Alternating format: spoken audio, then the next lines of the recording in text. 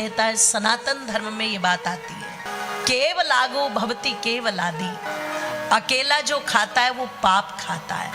अकेला नहीं खाना चाहिए, मिल बांट के खाना चाहिए। तो खाने से संबंध केवल भोजन से ही नहीं है, विचार से भी है, संस्कार से भी है और व्यवहार से भी है। यही भाव अगर परिवार के अंदर पैदा हो जावे, एक बहू के मन में ये भाव जाग जावे कि मुझे अकेले कुछ नहीं करना, अपने परिवार के साथ मिलकर के सब कुछ करना है, चलना है, तो परिवार में कभी बहू के माध्यम से झगड़ा नहीं हो सकता। यही बात अगर सास के मन में भी आ जावे कि मुझे भी अकेले कुछ नहीं करना, जो भी करना है वो सबको मिला करके करना है, बहू, बेटा, नाती, पोता सबको मिला करके करना है, तो झगड़े ही खत्म हो जाए। पर भावना क्या है मन में, बहू सब कुछ छोड़ करके ससुराल में आ तो गई, लेकिन आने के बाद भी फोन पर जो लिंक भिड़ा हुआ है वो पूरा मायके से भिड़ा हुआ है। सास से कम पूछती है और मायके में बैठी हुई माँ से, जोर से बोलो। अब जब वो मायके में बैठी हुई माँ से अपने तार भिड़ा करके बैठी है, तो ससुराल में बैठी हुई जो माँ है, जो धर्म की माँ है, वो जन्म की है, ये धर्म की है। और एक बात कह दूं, जन्म से ज्यादा बड़ा जो रिश्ता होता है वो धर्म का होता है। अब पता लगा जन्म वाली से तो कान भिड़ा के बैठी हुई है, और ये जो धर्म वाली है इससे सब छिपा के बैठी हुई है। और एक बात तो हमारी बिल्कुल पक्की है, लिख के ले लो, जो लड़की ससुराल में आकर के मायके वालों से ज्यादा बात करेगी, ज्यादा उनकी तरफ आकर्षित होगी, वो ससुराल में कभी किसी का घर नहीं बसा सकती। आज नहीं तो कल घर टूटेगा जरूर, ध्यान रखिए। एक बात तो मेरी समझ में नहीं आती कि मायके वालों का फोन आएगा, तुरंत मोबाइल लेके अपने कमरे में चली जाएगी। ऐसी कौन सी बात है माँ से, भाभी से, भाई से, पिता से, जो सास ससुर के सामने बैठ करके नहीं की जा सकती? चलो पति से कोई बात हो रही है तो वहां पर कहा जा सकता है कि पति की बात, पत्नी की बात, वो आपसदारी की बात है, वो सबके सामने नहीं हो सकती। लेकिन माँ से कोई बात करनी, नहीं पिता से कोई बात करनी, नहीं भाई से कोई बात करनी, नहीं भाभी से कोई बात करनी, तो उसे तो छुपाने की आवश्यकता ही नहीं है, वो तो सबके सामने हो सकती है। और अगर वो बातें अलग जाकर के की जा रही है तो इसका मतलब कोई न कोई गड़बड़ तो जरूर छे। एक अपने जीवन की घटना बता दूं, साची घटना। हरियाणा में नारनौल एक जिला, स्वामी रामदेव जी का पैतृक स्थान। उस जिले में मैं अपने प्रोग्राम के लिए गई। एक परिवार में जहां मुझे ठहराना था, उस परिवार में जब प्रवेश किया तो सामने माता जी बैठी।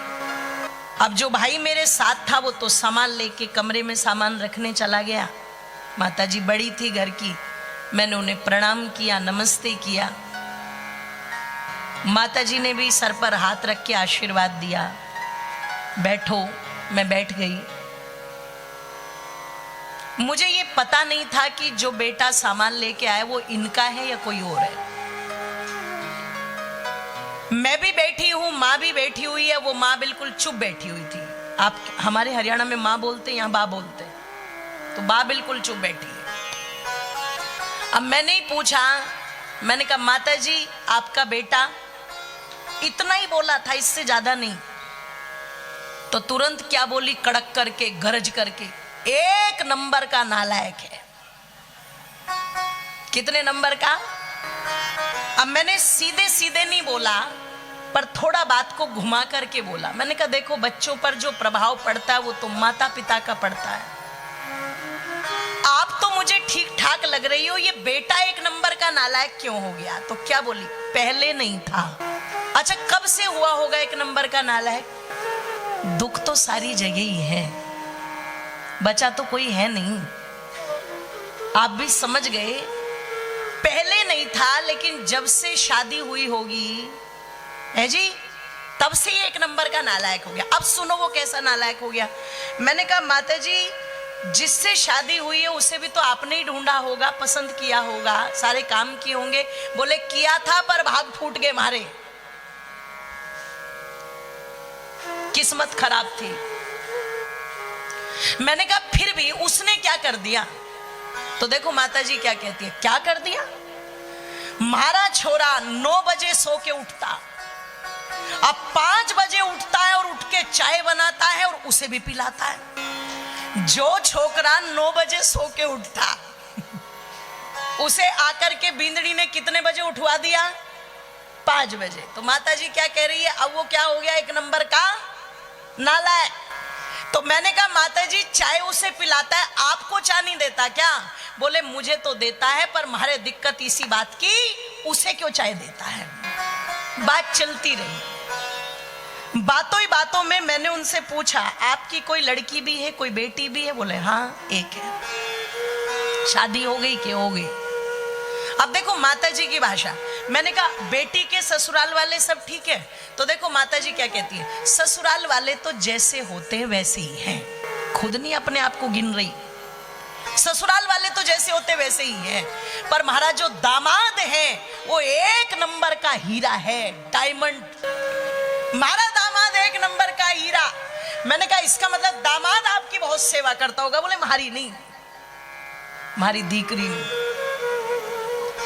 अगर हमारी छोरी बोले दिन को रात तो हमारा दामाद रात ही बोलता है, अगर वो रात को दिन बोले तो हमारा दामाद दिन बोलता है। और अपने माँ बाप की एक नहीं सुनता, हमारी डीकरी ने मुट्ठी में रवा है। जब ये पूरा प्रसंग चल रहा था तो मैंने कहा माता जी बुरा मत मानना, पर इस घर के अंदर अगर विनाश की जड़ कोई है तो वो आप हो। मुझे इस बात की टेंशन नहीं है, इस बात की प्रॉब्लम नहीं है कि मुझे दोबारा बुलाया जाएगा या नहीं, या ये भी मेरी कथा पूरी होगी, लेकिन इस घर में नाश की जड़ आप हो। और मैंने कहा मैं कह के जाऊंगी, जो काम बेटा कर रहा है 5 बजे उठ के चाहे आपको भी दे रहा है, अपनी पत्नी को भी दे रहा है, उसे तो नालायक घोषित कर रहे हो। और दामाद गुलाम बनकर के अगर बेटी की मुट्ठी में रह रहा है तो वो तुम्हारी दृष्टि में हीरा है। अगर तुम्हारा बेटा नालायक है तो दामाद नालायक से भी महानालायक है, ध्यान रखना, जो अपने माँ बाप की नहीं सुनता और तुम्हारी बेटी की सुनता है। और अगर तुम्हारा बेटा हीरा है तो मैं कह दूं दामाद का नंबर बाद में आएगा और तेरे बेटे का नंबर पहले आएगा। वो बेटा हीरे का भी महाहीरा है, जो तुम्हारा भी सम्मान कर रहा है और अपनी पत्नी का भी सम्मान कर रहा है। हम कहते तो हैं कि छोटे सेवा नहीं करते, बात नहीं मानते, पर एक बात कह दूं, बड़ों में भी कुछ लक्षण होने चाहिए सेवा करवाने के।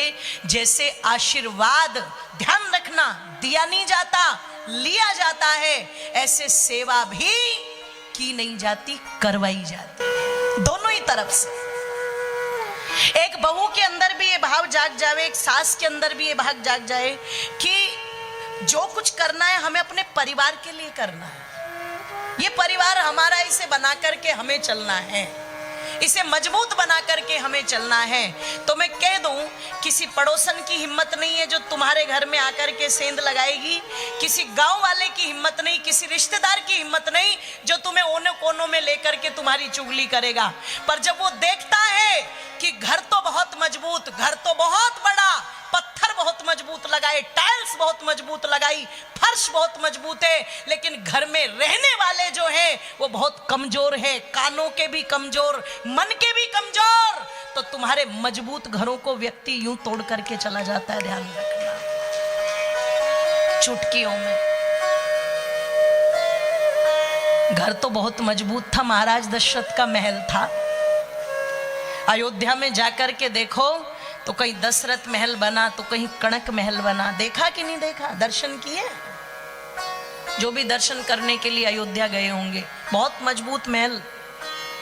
और आप सोचो ये महल तो कितनी बार टूटे और कितनी बार बने, 9.5 लाख वर्ष की बात है। उस समय तो और मजबूत रहे होंगे। पर इतने मजबूत घरों को, ध्यान रखना, एक दासी ने हिला करके रख दिया, मंथरा ने।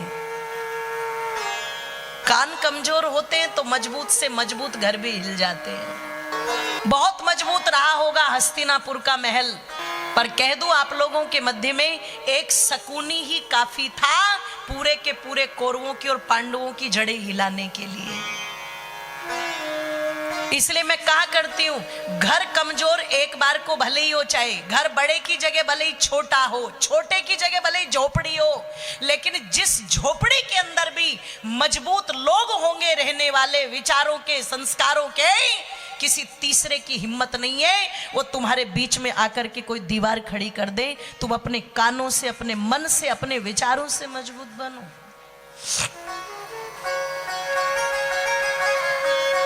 इसलिए कहा कि मिल बांट करके व्यवहार करना चाहिए। दुख भी बांटो, सुख भी बांटो। और देखो भगवान की नियति, दुख बांटोगे तो कम होगा और सुख बांटोगे तो जोर से बोलो ज्यादा होगा। ये भगवान की कितनी अच्छी व्यवस्था। आप दुख भी बांटो, आप सुख भी बांटो। जो बात अपनी मां से कहना चाहती हो, एक बार सास को गले लगा के वो बात क्यों नहीं कह सकती? कह सकते हो ना। एक ने कहा कैसे कह दे, मेरी तो सास ही लाल मिर्ची है, बिल्कुल इतनी भयंकर, सांस ही नहीं लेने देती बिल्कुल भी। लेकिन मैं मानती हूं आजकल की सास बहुत सीधी हो गई बेचारी। जानते हो ये सीधी क्यों हुई? अपने आप नहीं हुई ये सीधी। ये जब छोटी थी, नानी उम्र छे, लड़की थी, अपने माँ बाप के दबाव में रही, भैया भाभी के दबाव में रही। जब ससुराल में आ गई विवाह होके तो पति के दबाव में रही। अब बेचारी ये वो पीढ़ी है, वो साचे हैं ये, कि बहू आ गई है तब भी कोने में चिपकी हुई है, डर के छिपकली की तरह। ये वही वाले साचे चले आ रहे हैं। इसलिए आजकल की सास भी बहुत सीधी है। अब तो जो बहू आ रही है वो बड़ी खतरनाक टाइप की आ रही है।